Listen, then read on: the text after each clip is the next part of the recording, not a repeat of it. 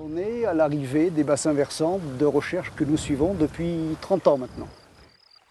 Il y a plus de 30 ans, les gens se posaient des questions par rapport au problème d'acidification. On évoquait le fait que les résineux acidifiaient les sols et risquaient de poser des problèmes de déséquilibre à l'équilibre du sol, des plantes et de la végétation. Et donc à ce titre-là, on a créé ces sites expérimentaux de mesure pour mesurer en vraie dimension les phénomènes que supposaient les scientifiques. Et donc on mesure les pluies, on mesure les eaux dans le sol, les eaux de source, les eaux des ruisseaux, pour en connaître la quantité. Et de la même façon, on mesure la qualité des eaux, de ces différents compartiments, dont la qualité des eaux de pluie, les eaux de rivière. Et on fait une comptabilité. Donc notre rôle consiste à mesurer de la façon la plus précise la quantité d'eau et d'éléments minéraux en solution qui passent au travers de l'écosystème.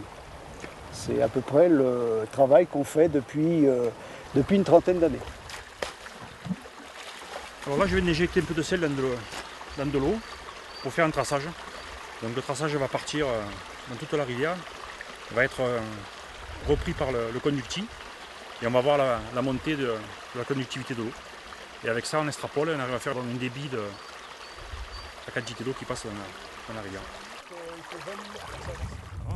On doit trouver 30 là. 30, ouais, non, on ne trouvera pas 30. Là, on a, si on est à 18-20.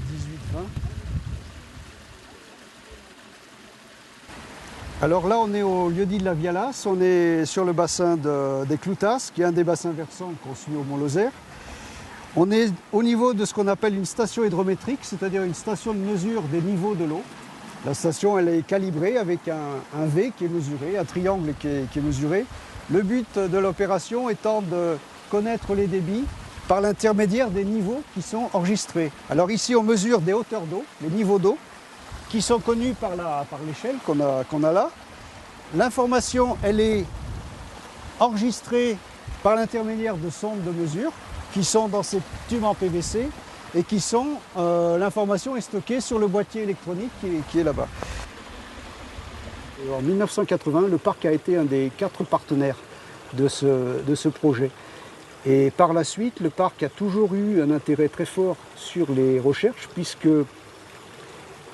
nous on choisissait un site qui soit particulièrement vulnérable et on a pu apporter des éléments, je pense, d'appréciation objective à cette vulnérabilité qui sert, je pense, le parc dans son activité de protection du patrimoine de ce territoire.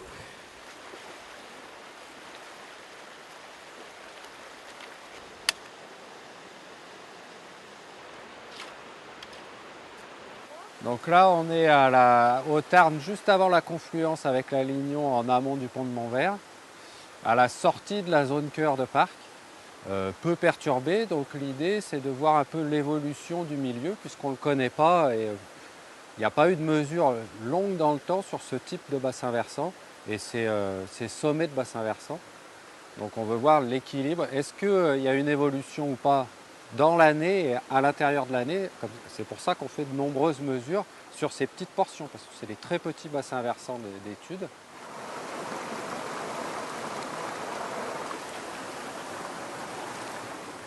Il y a beaucoup d'intervenants sur les milieux aquatiques qui mesurent plein de paramètres différents. Nous, on essaye d'avoir des paramètres qui correspondent et qui nous renseignent sur l'évolution du milieu du Parc national des Cévennes, adaptés pour nous et pas forcément utiliser les indicateurs nationaux. Et c'est pour ça qu'on développe ce qu'on appelle l'observatoire de l'eau. C'est nos propres mesures c'est les mesures adaptées au milieu sur lequel on travaille, à notre échelle de gestion, en partage avec les autres intervenants du milieu, qui sont les agences de l'eau, l'ONEMA et puis les autres administrations qui travaillent sur les milieux aquatiques. On constate qu'il y a des évolutions qui peuvent être importantes sur l'année et sur un petit linéaire de cours d'eau qui sont liées soit à des phénomènes naturels qu'on maîtrise encore pas très bien, soit à l'utilisation de l'espace par l'homme. Mais c'est les impacts qu'on a pu trouver importants, mais qui sont vraiment limités dans le temps et limités dans l'espace. Donc finalement, le milieu aquatique vit bien. et il absorbe bien les perturbations. Mais il reste très sensible parce qu'il y a peu d'eau, il y a des évolutions météorologiques, du coup hydrologiques importantes, ce qui fait qu'il peut devenir très fragile en période, ce qu'on appelle la période d'étiage d'été, où on a très peu de débit et une élévation forte de la température de l'eau. Et la moindre perturbation anthropique, une pollution qui est diverse ou variée, peut avoir du coup un impact très fort du fait qu'il y a peu d'eau. C'est dans ce sens-là qu'on dit que c'est des milieux très fragiles et sensibles.